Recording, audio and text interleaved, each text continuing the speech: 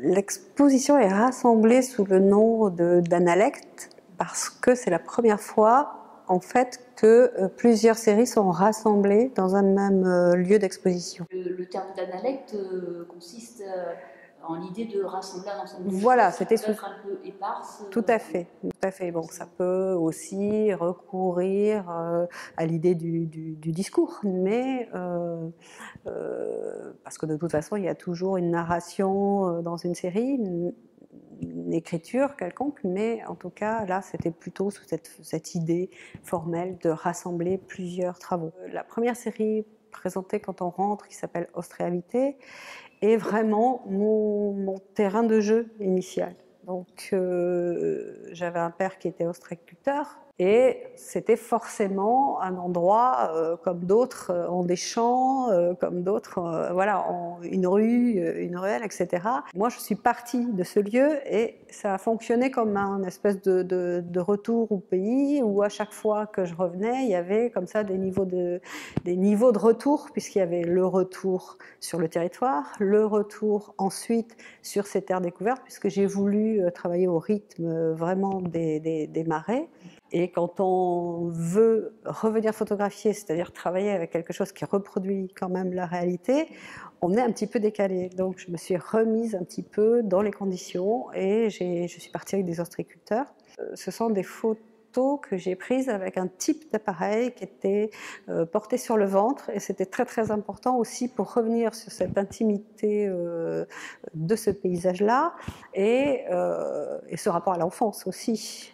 J'ai travaillé aussi sur Petite Collection, qui était la première collection que j'ai faite à l'époque sans savoir que j'allais en faire d'autres, mais cette idée aussi, voilà, de dire, bah là, il s'est écoulé 10 ans, et c'est aussi des espèces de petits cailloux qu'on met pour jalonner comme ça un temps passé. Donc les méduses parlent à tout le monde, en tout cas qui habitent un territoire frontalier avec l'océan ou avec la mer. Il faut savoir que ce sont initialement des pins en bordure, vraiment en bordure de l'océan Atlantique. C'est un endroit que je connais très très bien, que j'ai arpenté dans tous les sens, et il se trouve que un jour, l'ONF a coupé tous les pins parce qu'ils devenaient dangereux avec l'érosion de l'océan, et que c'était une espèce d'attaque presque personnelle. Enfin, j'avais l'impression qu'on m'a enlevé ma forêt. Cette série a été faite quand vraiment je suis tombée sur cette idée du tronc sectionné, qui était donc un peu entre deux, entre la vie et la mort, un peu la dernière trace, une trace qui de toute façon allait disparaître. Donc il faut préciser qu'ici, il y a un extrait, puisque dans sa totalité, la forêt que je restitue sous forme plastique, il y a 100 pins maritimes. Il y a une couleur qui apparaît, je ne sais pas à quoi elle est due, la couleur sur le... Il y a eu un mélange avec le climat, peut-être le froid, et la sève du pin. Parfois, j'ai absolument rien retouché. C'est tel quel. La seule chose que je fais, c'est de les remettre en place pour qu'ils soient tous d'une même distance, comme si on faisait des portraits d'identité. Et c'est parti de l'idée sûrement du cadre des pins coupés. Du coup, j'ai continué avec des formes assez différentes, mais qui sont quand même toujours sur un même modèle, c'est-à-dire même fond, même cadrage, et il y a juste le sujet qui change, le motif change. Et ce qui m'intéressait, c'était l'intervention de la main et du modèle qu'on s'accapare pour faire quelque chose de totalement personnel et qui ne ressemble pas à ce que fait quelqu'un d'autre. C'est la traduction de paysage en occitan. Bon.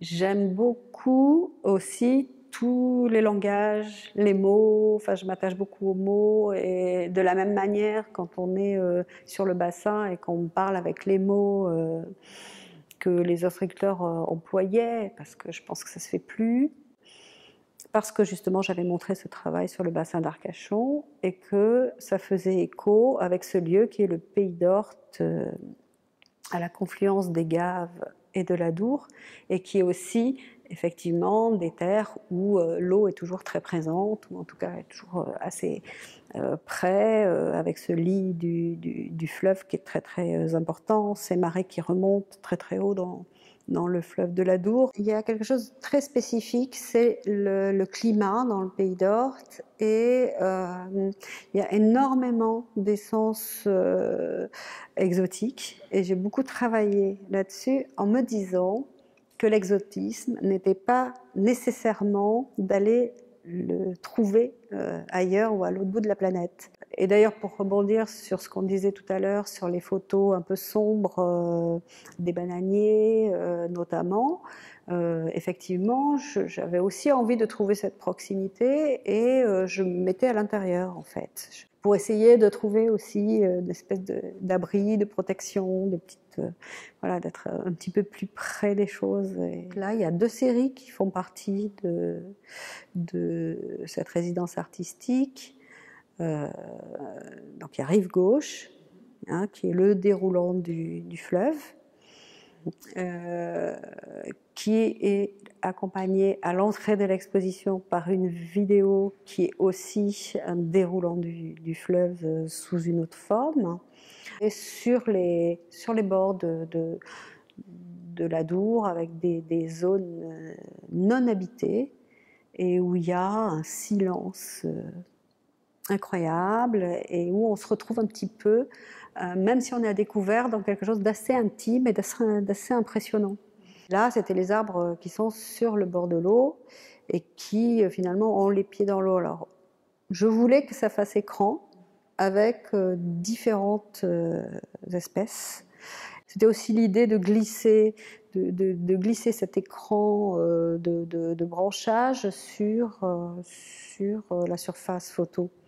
C'était vraiment un aplat qui est bouché et qui revient vers nous. J'essaie en général d'être dans un moment où c'est plutôt des journées sans soleil, enfin avec de la lumière, mais des nuages lumineux qui feraient une boîte à lumière un petit peu pour pas être gêné. Voilà.